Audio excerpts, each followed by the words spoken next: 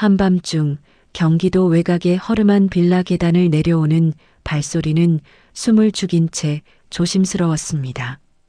가은은 잠든 7살 아들 민준의 손을 꼭 쥐고 어둠 속을 빠져나갔어요. 현관문을 여는 순간 집안에서는 술에 취한 남편 오태수의 코 고는 소리가 희미하게 들려왔죠. 가은의 왼쪽 팔뚝에는 어젯밤 오태수가 휘두른 소주병에 맞아 생긴 멍이 시퍼렇게 번져 있었습니다. 이마에도 작은 상처가 아물지 않은 채 남아 있었어요. 팔에는 민준을 감싸며 막아낸 흔적들이 겹겹이 쌓여 있었죠. 결혼 12년 오태수는 처음부터 이런 사람이 아니었습니다. 인천 연수동 작은 카페에서 만났을 때만 해도 그는 성실한 중고차 딜러였어요. 하지만 사업 실패 이후 도박에 빠져들면서 모든 게 달라졌죠. 빚은 3천만 원을 넘어섰고 술만 마시면 주먹이 먼저 나왔습니다. 가은은 새벽 4시 첫 차를 타고 서울역으로 향했어요. 손에 쥔 건 통장 잔액 67만 원이 전부였죠. 민주는 엄마의 품에서 가끔 신음하듯 잠꼬대를 했습니다. 가은은 아들의 등을 어루만지며 창밖을 바라봤어요. 이제 정말 끝이구나 라는 생각이 스쳤습니다.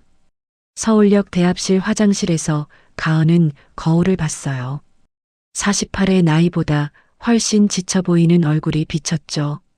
이마의 상처를 파운데이션으로 가리고 팔의 멍은 긴팔 블라우스로 덮었습니다. 민준에게는 깨끗한 옷으로 갈아입혔어요. 오전 9시 가은은 서울 강남의 한 고급 주택가 앞에 서 있었습니다. 철문 너머로 보이는 하얀색 2층 별장은 마치 다른 세상 같았어요. 유성그룹 윤태성 회장의 개인 별장이었죠. 전날 밤 인터넷 구인 사이트를 뒤지다 우연히 발견한 광고였습니다.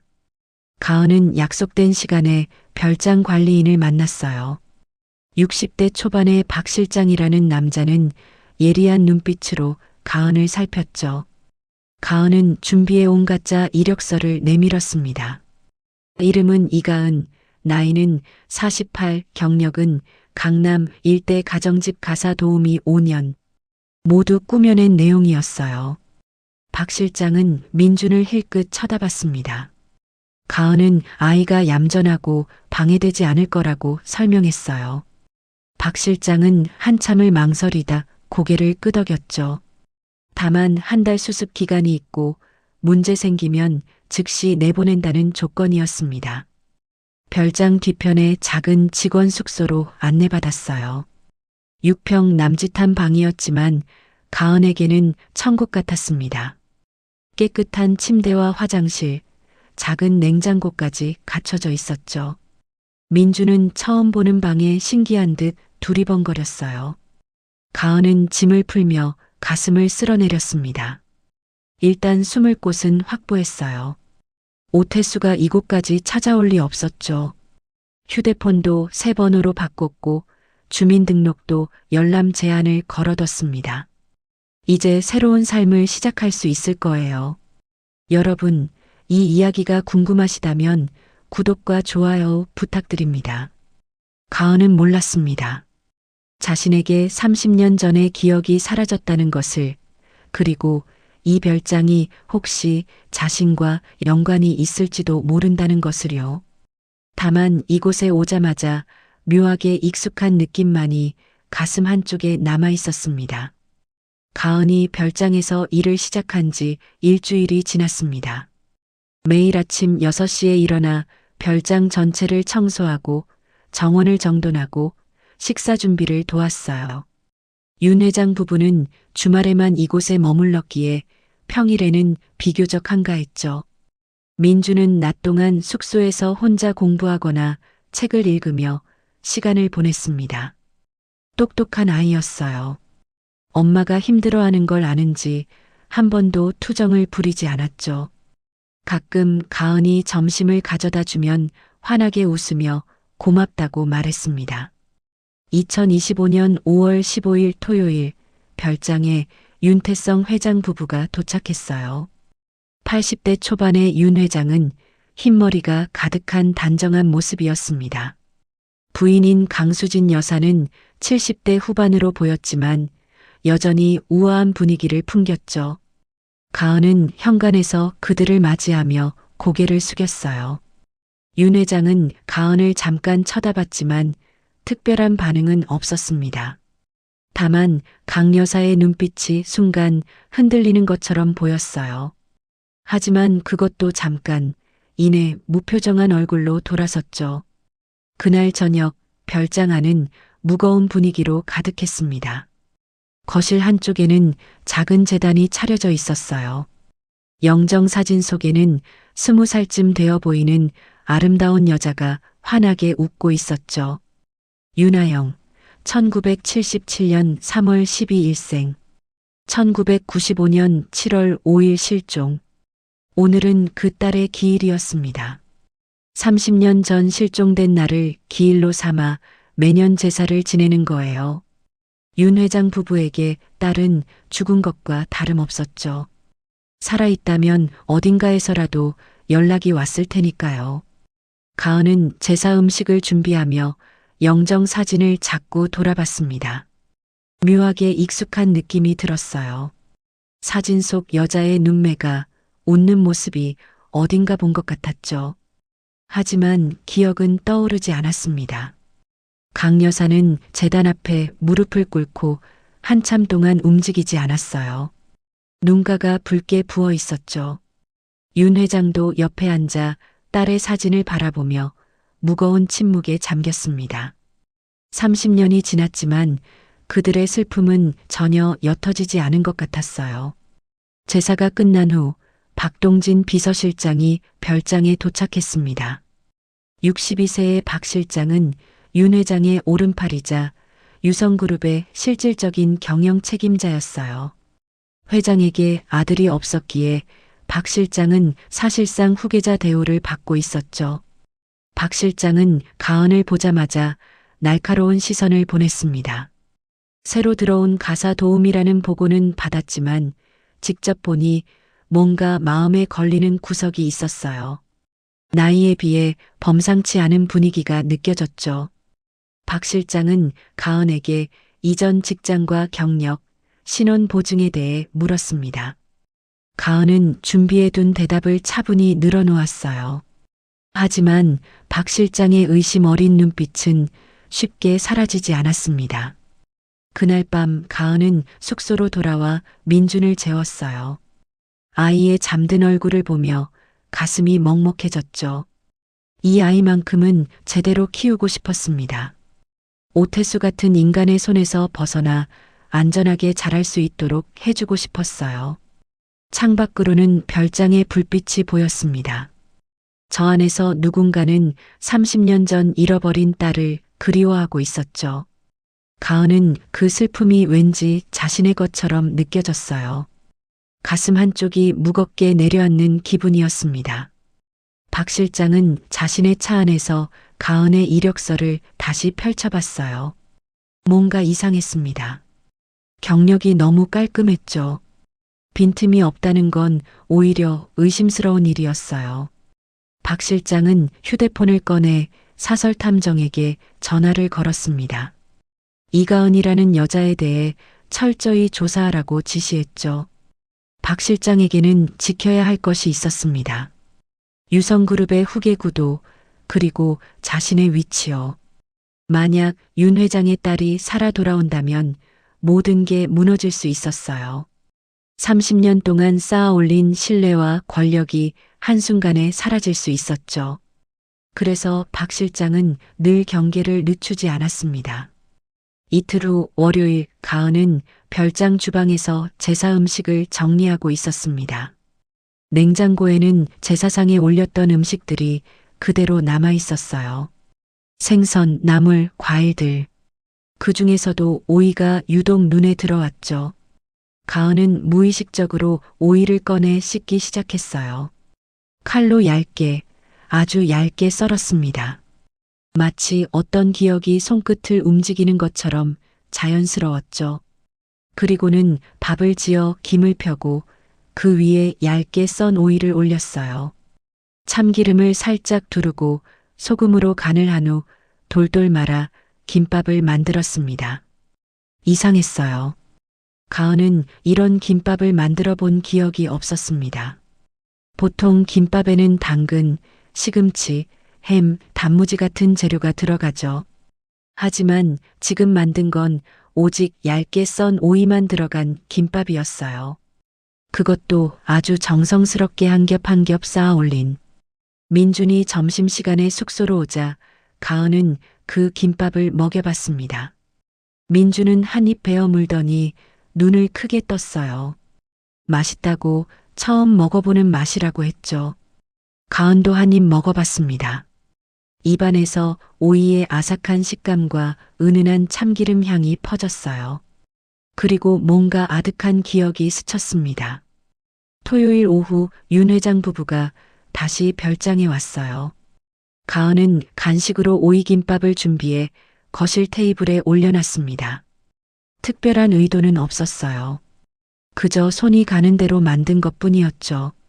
강 여사가 먼저 김밥을 발견했습니다.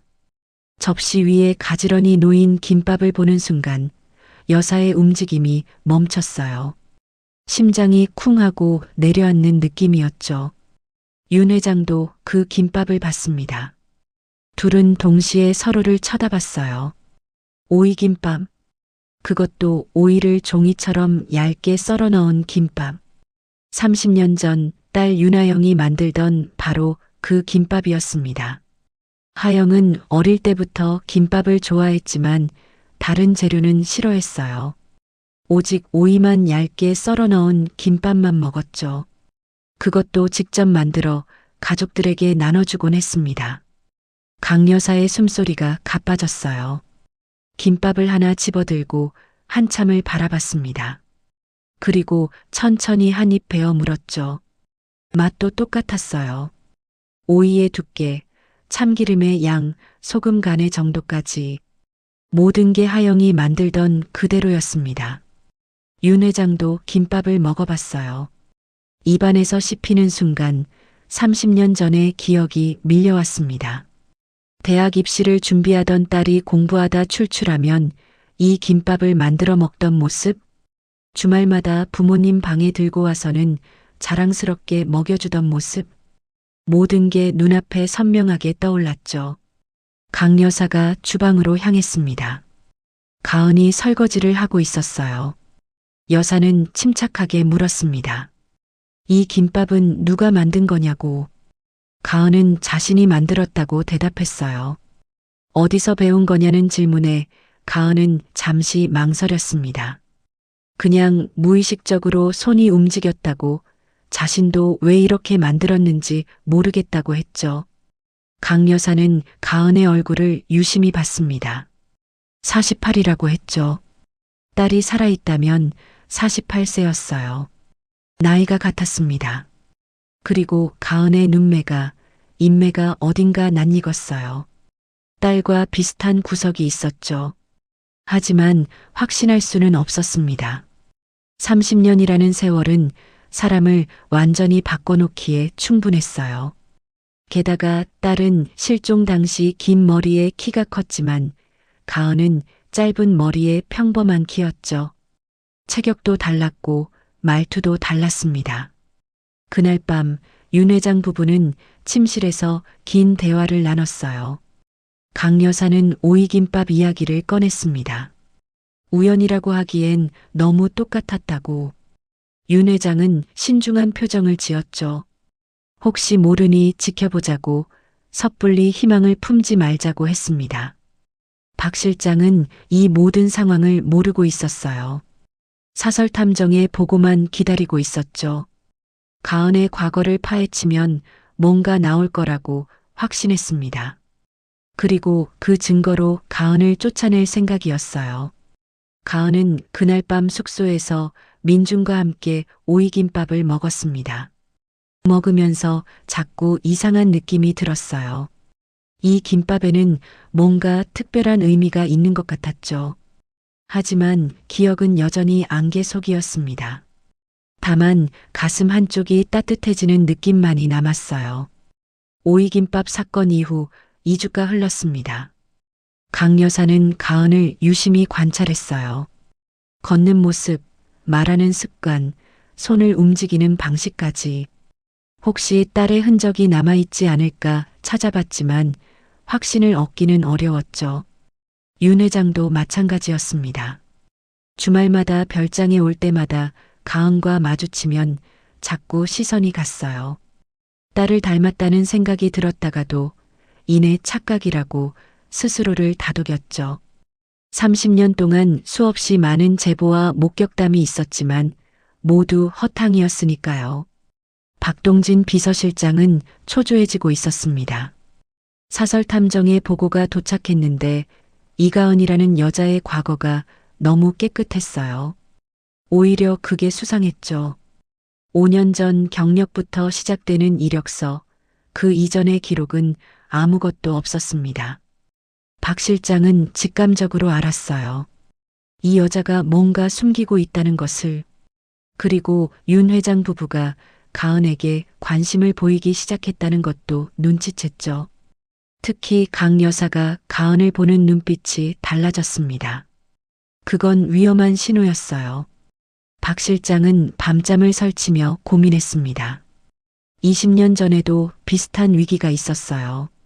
한 여자가 윤아영이라고 주장하며 나타났을 때 박 실장은 신중하게 조사하여 가짜임을 밝혀냈죠. 그때 회장의 신뢰를 얻었습니다. 하지만 이번은 달랐어요. 가은은 자신이 윤아영이라고 주장하지도 않았죠. 그게 오히려 더 위협적이었습니다. 5월 마지막 주 금요일 밤 박 실장은 결심했습니다. 가은을 제거해야 한다고. 하지만 직접적인 방법은 쓸 수 없었어요. 증거를 남기면 안 됐죠. 그래서 머리를 굴렸습니다. 윤 회장의 서재에는 명품 시계가 보관되어 있었어요. 윤 회장의 아버지, 그러니까 선대 회장이 물려준 갑오였죠. 1975년에 제작된 한정판으로 현재 시세로 5천만 원이 넘는 귀중품이었습니다. 박 실장은 토요일 새벽 아무도 없을 때 서재에 들어갔어요. 비밀번호는 알고 있었죠. 유리 진열장을 열고 시계를 꺼냈습니다. 무게감 있는 시계를 손에 쥐자 잠시 망설여졌어요. 하지만 곧 마음을 굳혔죠. 박 실장은 직원 숙소 쪽으로 움직였습니다. 가은과 민준이 깊이 잠들어 있을 시간이었어요. 숙소 열쇠는 관리실에 마스터키가 있었죠. 박 실장은 자물쇠를 조심스럽게 열고 안으로 들어갔습니다. 어둠 속에서 가은과 민준의 잠든 모습이 보였어요. 민준은 작은 코를 골며 깊은 잠에 빠져 있었죠. 박 실장은 방 한쪽에 놓인 낡은 옷장을 열었습니다. 가은의 옷가지들 사이로 손을 넣어 시계를 깊숙이 밀어 넣었죠. 그리고는 흔적도 없이 빠져나왔습니다. 토요일 오전 윤 회장이 서재에 들어갔다가 시계가 없어진 것을 발견했어요. 즉시 박 실장을 불렀죠. 박 실장은 놀란 척하며 서재를 살폈습니다. 강제로 침입한 흔적은 없었어요. 비밀번호를 아는 사람의 소행이었죠. 박 실장은 신중하게 말했습니다. 최근 새로 들어온 직원이 있다고. 이가은이라는 가사 도우미인데 신원이 확실하지 않다고. 윤 회장은 그 말에 미간을 찌푸렸어요. 설마 하는 표정이었죠. 하지만 박 실장은 확신에 찬 목소리로 말했습니다. 일단 확인해 봐야 한다고. 만약 아니라면 다행이지만 만약 맞다면 큰 문제라고. 윤 회장은 마지못해 고개를 끄덕였습니다. 박 실장은 경비원 2명을 데리고 직원 숙소로 향했어요. 가은은 그때 별장 주방에서 설거지를 하고 있었죠. 민주는 숙소에서 혼자 책을 읽고 있었습니다. 박 실장이 숙소 문을 열고 들어갔어요. 민주는 깜짝 놀라 일어섰죠. 박 실장은 민준을 밖으로 내보낸 후 방 안을 뒤지기 시작했습니다. 서랍, 침대 및 옷장 안까지. 그리고 마침내 옷장 깊숙한 곳에서 시계를 꺼내 들었어요. 박 실장의 입가에 미소가 스쳤습니다. 계획대로였죠. 그는 시계를 들고 본관으로 향했어요. 윤 회장과 강 여사에게 보고했습니다. 이가은의 숙소에서 시계가 발견됐다고. 강 여사의 얼굴이 창백해졌어요. 믿을 수 없다는 표정이었죠. 윤 회장도 충격을 받은 듯 말이 없었습니다. 박 실장은 즉시 가은을 불러오라고 지시했어요. 가은이 거실로 들어왔을 때 테이블 위에는 명품 시계가 놓여 있었습니다. 가은은 그 시계를 처음 봤어요. 본 적도 없는 물건이었죠. 박 실장이 냉담하게 물었습니다. 이게 뭐냐고, 왜 숙소에 있었냐고. 가은은 당황했어요. 모른다고, 자신은 그런 거 훔친 적 없다고 말했죠. 하지만 박 실장은 증거를 들이댔습니다. 숙소 옷장에서 나왔다고, 다른 사람이 들어갈 수 없는 곳이라고. 가은은 억울함에 목소리가 흔들렸어요. 강 여사는 가은을 바라봤습니다. 눈빛에는 의심과 실망이 섞여 있었어요. 오이김밥 때문에 품었던 희망이 산산조각 나는 것 같았죠. 윤 회장도 고개를 저었습니다. 경찰에 신고해야 한다고 말했어요. 가은의 얼굴이 하얘졌습니다. 경찰에 신고되면 모든 게 끝이었어요. 오태수가 자신의 소재를 알게 될 테고 다시 그의 소나기로 돌아가야 할지도 몰랐죠. 민준도 다시 지옥 같은 환경에 놓일 거였습니다. 가은은 무릎을 꿇고 애원했어요. 정말 자신이 아니라고, 누명이라고. 하지만 박 실장은 냉정했습니다. 증거가 명확하다고 변명하지 말라고 했죠. 경비원들을 불러 가은을 별장 밖으로 내보내려 했습니다. 바로 그때 별장 현관 쪽에서 고함 소리가 들렸어요. 거칠고 난폭한 남자의 목소리였죠. 경비원들이 누군가를 막으려 했지만 밀려났습니다. 그리고 곧 한 남자가 거실로 뛰어들어왔어요. 오태수였습니다. 술 냄새를 풍기며 눈이 충혈된 채 가은을 노려봤죠. 가은의 얼굴에서 모든 혈기가 빠져나갔습니다. 오태수는 가은을 발견하자마자 거친 욕설을 쏟아냈어요. 3천만 원 빚은 누가 갚냐고 소리를 질렀죠. 그의 손에는 소주병이 들려 있었습니다. 오태수는 이틀 전 가은이 도망간 후 미친 듯이 찾아 헤맸어요. 경찰에 실종 신고를 했지만 주민등록 열람 제한이 걸려 있어 소용없었죠. 그래서 사설 탐정을 고용했습니다. 탐정은 가은의 휴대폰 사용 기록을 추적했고 강남 일대에서 세 번호로 구직 활동을 한 흔적을 찾아냈어요.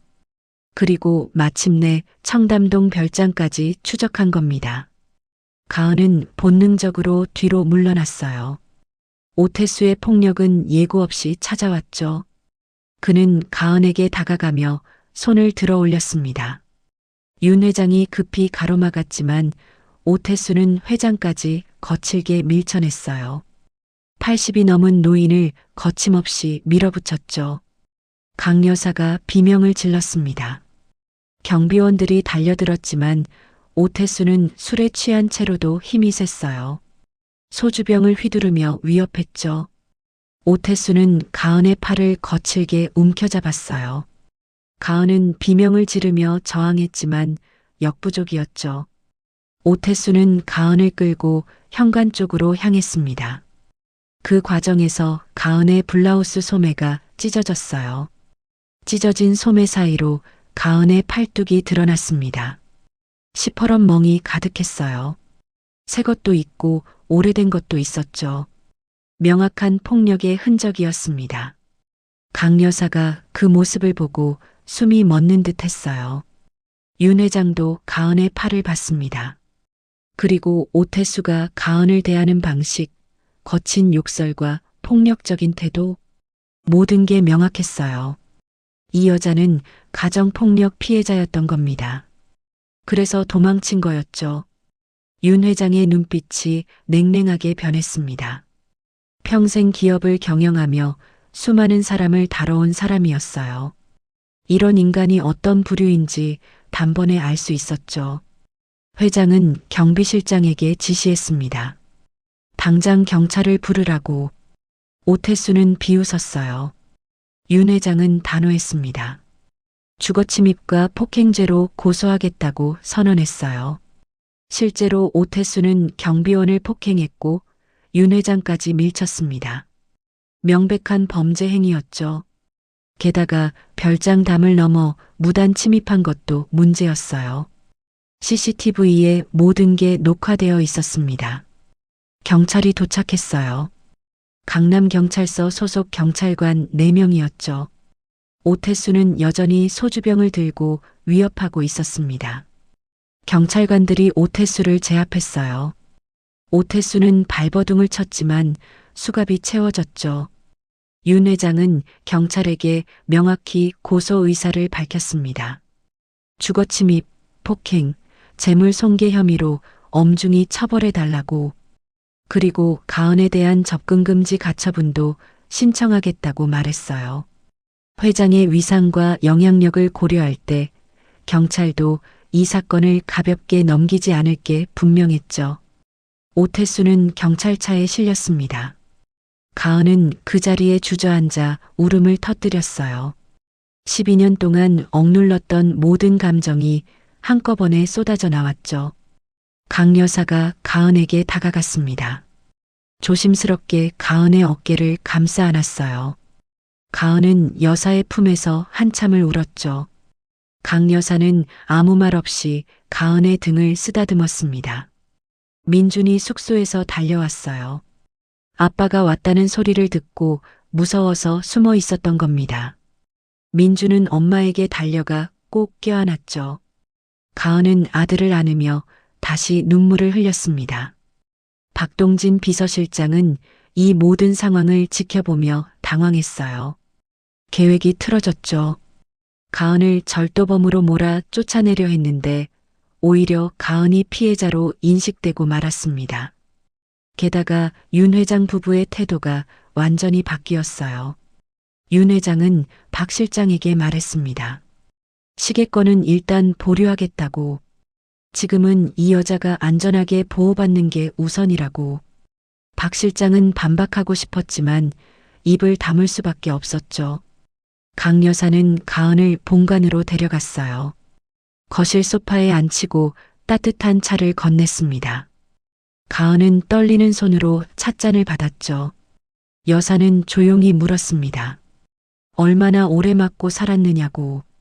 가은은 처음에는 대답하지 못했어요. 하지만 여사의 따뜻한 눈빛을 보자 입이 열렸습니다. 10년이요라고 작게 말했죠. 처음에는 괜찮았는데 사업 실패 후 술과 도박에 빠지면서 달라졌다고. 맞으면서도 아들 때문에 참고 살았다고 털어놨어요. 강 여사의 눈가가 붉어졌습니다. 자신의 딸도 어딘가에서 이렇게 힘들게 살고 있을지 모른다는 생각이 들었죠. 아니, 어쩌면 이 여자가 딸일지도 모른다는 희망이 다시 피어올랐습니다. 윤 회장은 서재에서 변호사에게 전화를 걸었어요. 오태수에 대한 강력한 법적 조치와 가은 모자에 대한 보호 방안을 논의했죠. 또한 접근금지 가처분을 즉시 신청하도록 지시했습니다. 그날 저녁 가은과 민주는 본관의 게스트룸에서 묵게 됐어요. 강 여사가 직접 챙긴 조치였죠. 더 이상 직원 숙소에 있으면 안전하지 않다는 판단이었습니다. 가은은 감사하다는 말도 제대로 못했어요. 눈물만 계속 흘렀죠. 박 실장은 자신의 차 안에 앉아 이를 갈았습니다. 모든 게 엉망이 됐어요. 가은을 제거하기는커녕 오히려 윤 회장 부부의 보호를 받는 상황이 됐죠. 이대로는 안 됐습니다. 다른 방법을 찾아야 했어요. 오태수가 구속된 후 닷새가 지났습니다. 가은은 여전히 본관 게스트룸에서 지내고 있었어요. 강 여사가 특별히 배려한 덕분이었죠. 민주는 넓은 방과 깨끗한 환경에 조금씩 적응해 가고 있었습니다. 강 여사는 매일 가은을 챙겼어요. 식사는 제대로 하는지, 밤에 잠은 잘 자는지 물어봤죠. 가은은 그런 여사의 따뜻함에 마음이 녹아내렸습니다.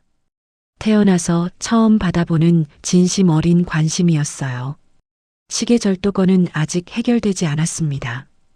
윤 회장은 당분간 판단을 보류하겠다고 했지만 박 실장은 계속 압박했어요. 증거가 명확하다고 법적 조치를 취해야 한다고 주장했죠. 가은은 여전히 억울했습니다. 자신은 그런 시계를 본 적도 없었어요. 누군가 일부러 자신의 옷장에 넣은 게 분명했죠. 하지만 증명할 방법이 없었습니다. CCTV도 직원 숙소까지는 설치되어 있지 않았어요. 어느 날 오후 강 여사는 가은을 산책에 초대했습니다. 별장 뒤편의 작은 정원을 함께 걸었어요. 5월의 햇살이 따스했죠. 여사는 가은에게 과거 이야기를 물었습니다. 어디서 태어났는지, 부모님은 어떤 분들인지. 가은은 솔직하게 대답했어요. 기억이 없다고. 30년 전부터의 기억만 있다고 말했죠. 그 이전의 일은 모두 희미하거나 아예 떠오르지 않는다고. 강 여사의 심장이 빠르게 뛰기 시작했습니다. 여사는 침착하게 물었어요. 혹시 사고를 당한 적이 있느냐고. 가은은 고개를 끄덕였습니다. 1995년 여름 어딘가에서 쓰러져 있는 걸 발견됐다고. 병원에서 깨어났을 때 이미 기억은 사라진 후였다고 털어놨죠. 1995년 여름, 바로 딸 윤아영이 실종된 시기였어요. 강 여사의 숨소리가 가빠졌습니다. 우연치고는 너무 많은 일치점이 있었죠. 나이, 시기, 그리고 오이김밥. 여사는 가은에게 물었습니다. 혹시 몸에 특별한 흉터나 표식이 있느냐고. 가은은 잠시 망설이다 대답했어요. 왼쪽 어깨 뒤쪽에 화상 흉터가 있다고. 어릴 때 생긴 건지 나중에 생긴 건지는 모르겠다고 했죠. 강 여사의 눈이 커졌습니다. 딸 윤아영도 왼쪽 어깨 뒤쪽에 화상 흉터가 있었어요. 5살 때 뜨거운 물에 데어 생긴 국화꽃 모양의 흉터였죠. 의사는 평생 지워지지 않을 거라고 했습니다. 여사는 애써 침착함을 유지하며 말했습니다. 오태수에게 입은 상처가 아물고 있는지 확인해 보고 싶다고. 가은은 순순히 따라갔어요. 여사는 가은을 자신의 침실로 데려갔습니다. 침실에는 구급상자가 준비되어 있었어요. 강 여사는 가은에게 블라우스를 벗으라고 했죠. 상처를 확인하겠다고. 가은은 조금 망설이다 상의를 벗었습니다. 팔과 옆구리에는 크고 작은 멍이 가득했어요. 오래된 것, 새로운 것이 뒤섞여 있었죠. 강 여사는 눈물을 참으며 연고를 발랐습니다. 그리고 자연스럽게 가은의 등 쪽으로 손을 옮겼어요. 왼쪽 어깨 뒤편. 여사의 손끝이 무언가에 닿았습니다. 울퉁불퉁한 흉터 조직이었어요. 여사는 천천히 가은의 어깨를 돌려 확인했죠. 거기에는 국화꽃 모양의 화상 흉터가 선명하게 남아 있었습니다. 강 여사의 손이 멈췄어요. 숨이 막혔죠. 이 흉터를 잊을 수가 없었습니다. 딸이 5살 때 생긴 이 흉터는 크기도 모양도 너무 특이했어요. 국화꽃처럼 여러 갈래로 퍼진 형태였죠.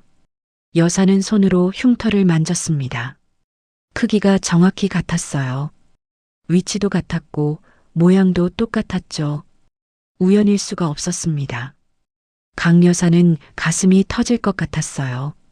가은은 여사의 이상한 반응을 눈치챘습니다. 왜 그러시냐고 물었죠. 강 여사는 아무것도 아니라고 대답했지만 목소리가 흔들렸어요. 서둘러 연고를 바르고 가은을 내보냈습니다. 가은이 나간 후 강 여사는 침대에 주저앉았어요. 온몸이 떨렸죠. 30년을 기다렸습니다. 30년 동안 딸을 찾아 헤맸어요. 그리고 지금 눈앞에 딸이 있었습니다. 하지만 확신하기에는 아직 이른 것 같았어요. 과학적인 증거가 필요했죠. 강 여사는 서재로 가서 윤 회장을 불렀습니다. 그리고 조용히 말했어요. 당신도 그 흉터를 확인해야 한다고. 윤 회장은 아내의 표정을 보고 즉시 알아챘습니다. 뭔가 중대한 발견이 있었다는 것을. 여사는 떨리는 목소리로 설명했어요. 가은의 왼쪽 어깨 뒤편에 국화꽃 모양 화상 흉터가 있다고. 하영이의 흉터와 똑같다고. 윤 회장의 얼굴이 굳었습니다. 그도 그 흉터를 기억하고 있었어요. 딸이 5살 때 부엌에서 놀다가 끓는 물을 쏟아서 생긴 흉터였죠.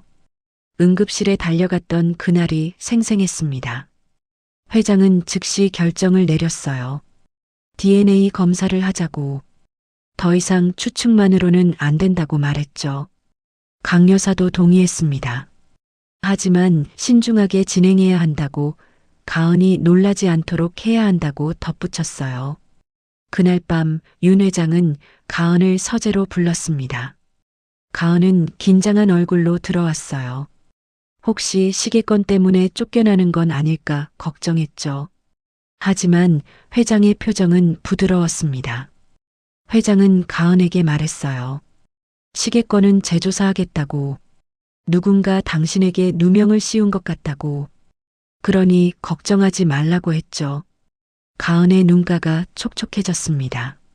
처음으로 자신을 믿어주는 사람이 생긴 거예요. 그리고 회장은 조심스럽게 제안했습니다. 혹시 신원 확인을 위해 DNA 검사를 해볼 의향이 있느냐고. 가은이 기억을 잃었다면 혹시 실종자 데이터베이스에 매칭될 수도 있다고.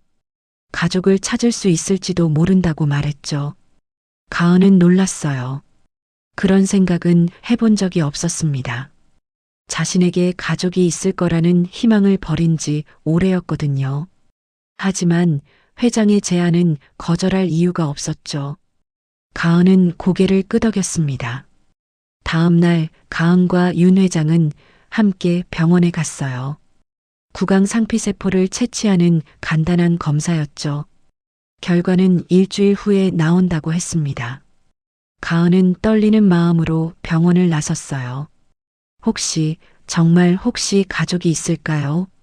박동진 비서실장은 이 모든 움직임을 예의주시하고 있었습니다. 윤 회장과 가은이 함께 병원에 갔다는 보고를 받았어요. 그리고 직감적으로 알았죠. DNA 검사를 했구나. 박 실장의 얼굴이 창백해졌습니다. 만약 가은이 정말 윤하영이라면 자신의 모든 것이 무너지는 겁니다. 30년 동안 쌓아 올린 지위, 권력, 재산 모두. 박 실장은 더 이상 손 놓고 있을 수 없었어요. 마지막 카드를 꺼내야 할 때였습니다. DNA 검사 결과를 기다리는 일주일은 길고도 짧았습니다. 가은은 매일 불안과 기대 사이를 오갔어요.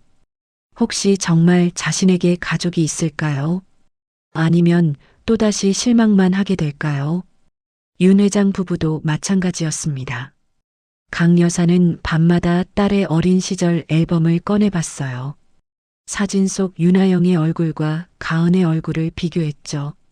닮은 듯 하면서도 세월의 흔적이 너무 달랐습니다. 윤 회장은 서재에서 30년 전 실종 당시의 자료들을 다시 펼쳐봤어요. 경찰 보고서, 수색 기록, 목격자 진술서, 모든 게 미궁 속으로 빠져들었던 사건이었죠. 딸은 강원도 속초에서 친구들과 펜션에 묵다가 새벽에 혼자 산책을 나갔다가 사라졌습니다. 당시 대대적인 수색 작업이 이루어졌어요. 경찰, 소방, 자원봉사자까지 동원됐죠. 하지만 흔적 하나 찾지 못했습니다. CCTV에도 잡히지 않았고 목격자도 없었어요. 마치 공기 중으로 증발한 것 같았죠. 윤 회장은 30년 동안 사설 탐정을 고용하고 실종자 찾기 단체에 거액을 기부하며 딸을 찾았습니다. 하지만 모두 헛수고였어요. 이제는 마지막 희망이었죠. 이번에도 아니라면 정말 포기해야 할 것 같았습니다. 박동진 비서실장은 초조함이 극에 달했어요. DNA 검사 결과가 나오기 전에 뭔가 조치를 취해야 했죠. 하지만 이미 윤 회장의 경계심이 높아진 상태였습니다. 함부로 움직이기 어려웠어요. 박 실장은 자신이 심어둔 시계가 발각될까봐 전전긍긍했습니다. 만약 CCTV를 정밀 분석하거나 숙소 출입 기록을 조사하면 자신의 흔적이 드러날 수도 있었어요. 마스터키를 사용한 기록이 남아 있었죠. 사흘째 되던 날 윤 회장은 보안팀장을 불렀습니다. 지난달 직원 숙소 쪽 CCTV 영상을 모두 확보하라고 지시했어요. 특히 시계가 사라진 날 전후의 영상을 정밀하게 분석하라고 했죠. 보안팀장은 이틀 동안 영상을 분석했습니다. 그리고 이상한 점을 발견했어요. 시계가 사라진 날 새벽 박동진 비서실장이 직원 숙소 쪽으로 걸어가는 모습이 포착됐죠. 그리고 조금 후 돌아오는 모습도 찍혀 있었습니다. 보안팀장은 즉시 윤 회장에게 보고했어요. 윤 회장은 영상을 직접 확인했습니다. 명확했죠. 박 실장이 새벽에 직원 숙소에 갔다 온 겁니다. 그 시간에 무슨 용무가 있었을까요? 윤 회장은 관리실에 연락해 마스터키 사용 기록을 확인했습니다. 같은 시각에 직원 숙소 마스터키가 사용된 기록이 있었어요. 사용자는 박동진이었죠. 모든 퍼즐이 맞춰졌습니다. 윤 회장의 표정이 굳어졌어요. 박 실장이 가은에게 누명을 씌운 겁니다. 자신의 시계를 직접 훔쳐서 가은의 숙소에 숨겨둔 거였죠. 왜 그랬을까요? 윤 회장은 곰곰이 생각했습니다. 그리고 깨달았어요. 박 실장이 가은을 위협으로 느꼈다는 것을. 만약 가은이 자신의 딸이라면 박 실장의 후계 구도는 무너지는 겁니다. 그래서 미리 제거하려 한 거였죠. 윤 회장은 즉시 변호사와 경찰에 연락했습니다. 증거를 제출하고 박동진을 절도 및 무고죄로 고소했어요. 경찰은 그날 오후 박 실장을 소환했죠. 박 실장은 처음에는 부인했습니다. 자신은 그날 밤 숙소에 간 적 없다고 잡아댔어요. 하지만 CCTV 영상과 마스터키 사용 기록이 제시되자 말문이 막혔죠. 변명할 여지가 없었습니다. 경찰은 박 실장을 구속했어요.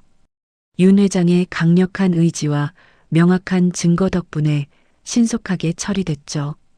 30년 동안 신뢰했던 부하가 배신자였다는 사실에 윤 회장은 깊은 배신감을 느꼈습니다. 가은은 이 소식을 듣고 안도했어요. 드디어 누명이 벗겨진 겁니다. 자신을 믿어준 윤 회장 부부에게 감사했죠. 처음으로 세상이 자신의 편이라는 느낌을 받았습니다. 그리고 드디어 DNA 검사 결과가 나왔습니다. 일주일째 되는 날 오후 윤 회장은 병원으로부터 전화를 받았어요. 결과가 나왔으니 직접 방문해 달라는 내용이었죠. 윤 회장과 강 여사는 함께 병원으로 향했습니다. 가은도 함께 갔어요. 차 안은 무거운 침묵으로 가득했죠. 모두 긴장한 표정이었습니다.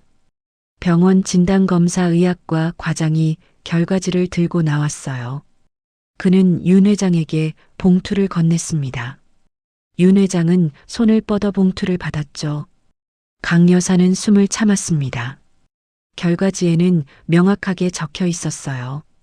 친자 확률 99.999%, 생물학적 부녀 관계가 확실하다는 소견이었죠. 윤 회장의 손에서 결과지가 떨어질 뻔했습니다.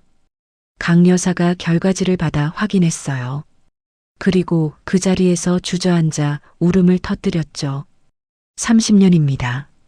30년 만에 딸을 찾은 겁니다. 가은은 멍한 표정으로 두 사람을 바라봤어요. 윤 회장이 가은에게 다가갔습니다. 목이 메인 목소리로 말했죠.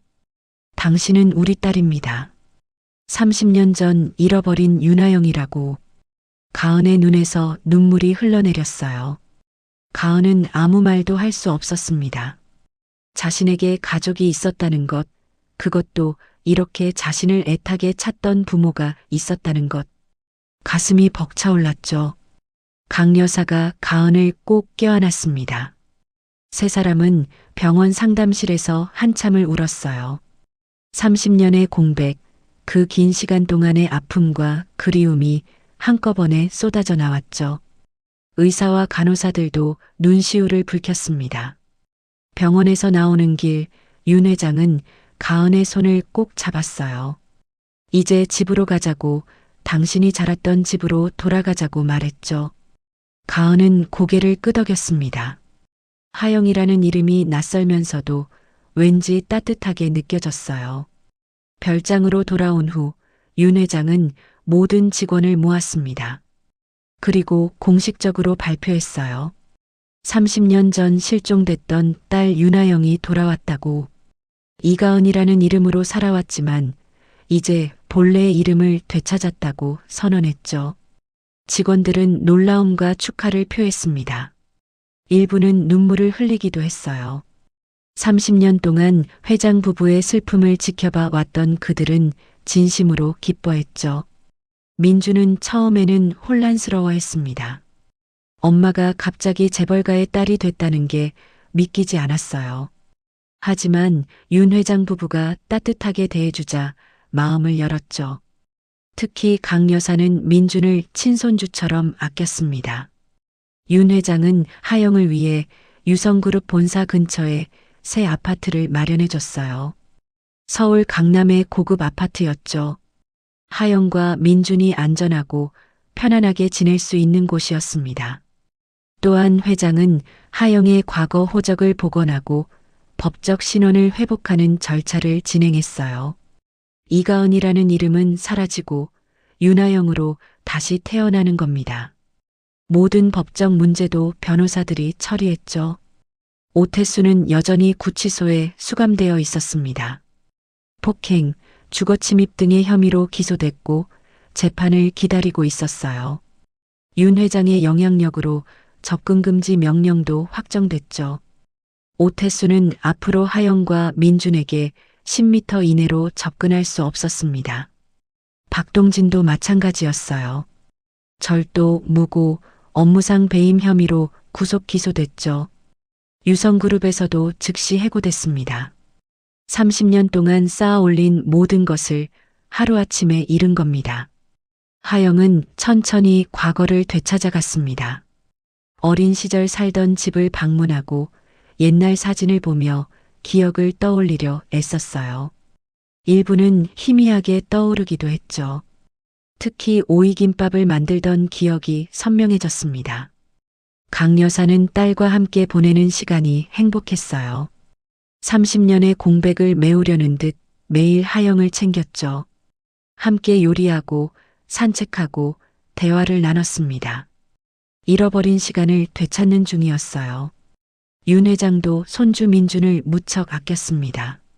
민준에게 최고의 교육 환경을 제공했고 부족한 것 없이 잘할 수 있도록 지원했어요.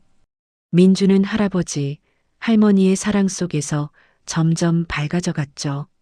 하영은 이제 새로운 삶을 시작할 준비가 됐습니다. 12년 동안의 악몽 같은 결혼 생활은 끝났어요. 이제 자신의 진짜 정체성을 되찾고 사랑하는 가족과 함께 행복하게 살 수 있게 됐죠. 1년이 흘렀습니다.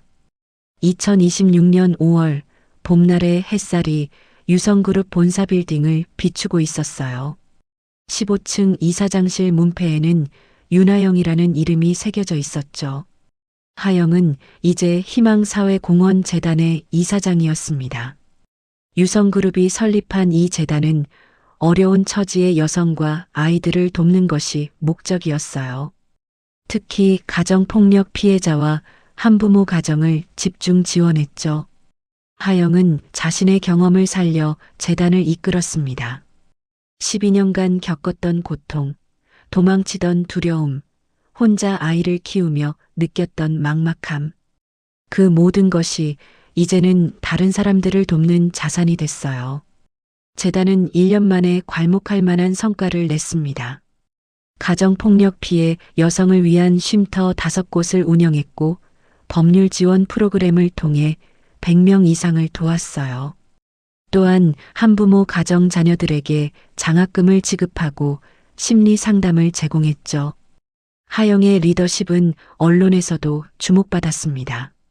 재벌가 딸이 직접 현장에 뛰어들어 약자를 돕는다는 것이 화제가 됐어요. 하지만 하영은 쇼가 아니었죠. 진심으로 그들의 아픔을 이해했고 실질적인 도움을 주려 애썼습니다. 민주는 이제 9살이 됐어요. 강남의 명문 초등학교에 다니며 건강하게 자라고 있었죠. 할아버지 윤 회장은 민준에게 경영과 리더십을 가르쳤습니다. 언젠가 유성그룹을 이끌 인재로 키우려는 계획이었어요. 민주는 똑똑하고 착한 아이로 자랐습니다. 엄마가 겪었던 고통을 알기에 누구보다 엄마를 아꼈어요. 학교에서 돌아오면 항상 엄마에게 안기며 사랑한다고 말했죠.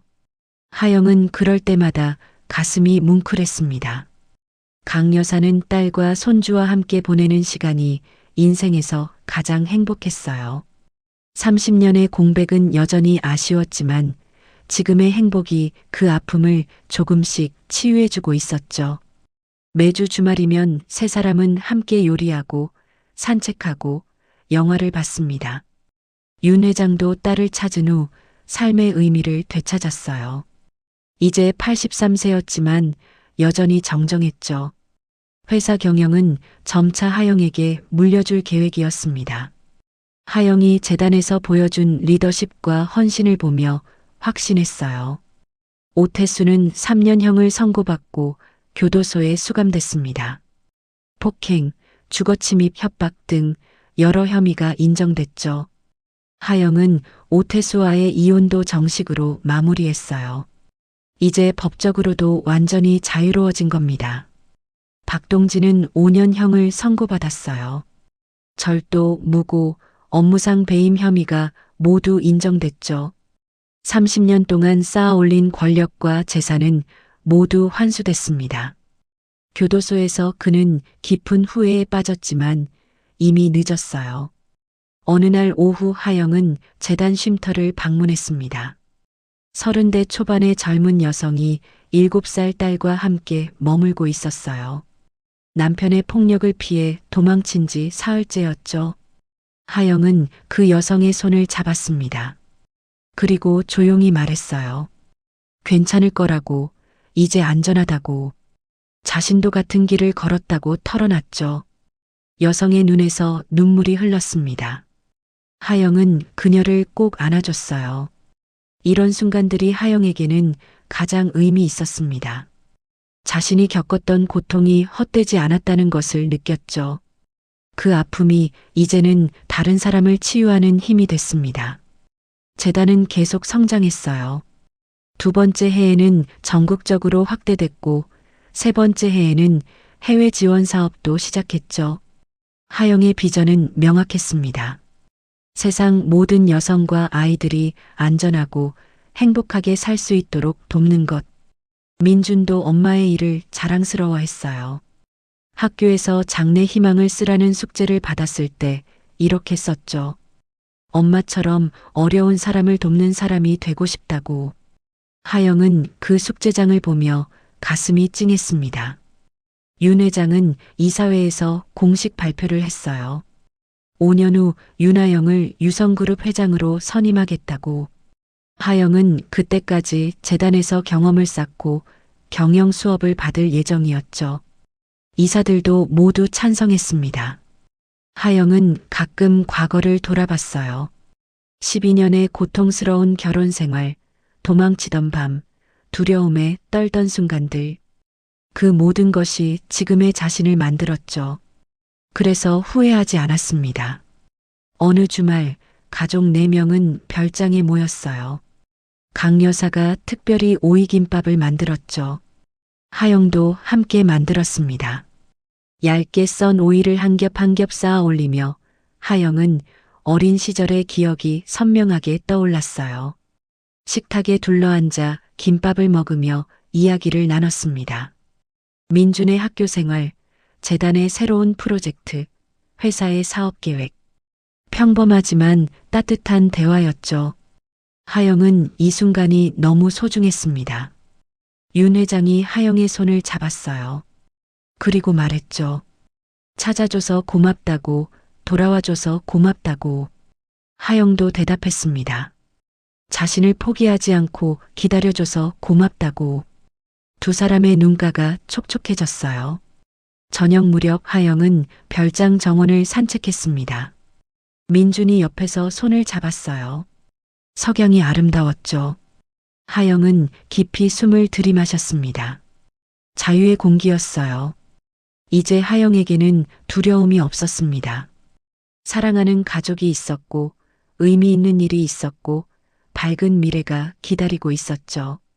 12년의 어둠을 지나 드디어 빛을 찾은 겁니다. 하영은 하늘을 올려다봤어요. 구름 사이로 햇살이 쏟아졌습니다. 새로운 시작이었죠. 윤하영으로서의 진짜 인생이 이제부터 펼쳐지는 겁니다. 민준이 물었어요. 엄마, 행복해? 하영은 환하게 웃으며 대답했습니다. 응, 정말 행복해. 그리고 두 사람은 손을 꼭 잡고 저녁 노을을 바라봤어요. 희망사회공원 재단 사무실에는 현수막이 걸려 있었습니다. 모든 여성과 아이들에게 희망을. 하영이 직접 쓴 문구였죠. 그 문구처럼 하영은 앞으로도 많은 사람들에게 희망을 주며 살아갈 겁니다. 30년 전 잃어버렸던 딸, 12년간 폭력에 시달렸던 여인, 그리고 이제는 세상을 밝히는 리더. 윤하영의 이야기는 이렇게 새로운 장을 열었습니다. 여러분, 이 이야기가 감동적이셨다면 구독과 좋아요 부탁드립니다. 앞으로도 더 좋은 이야기로 찾아뵙겠습니다.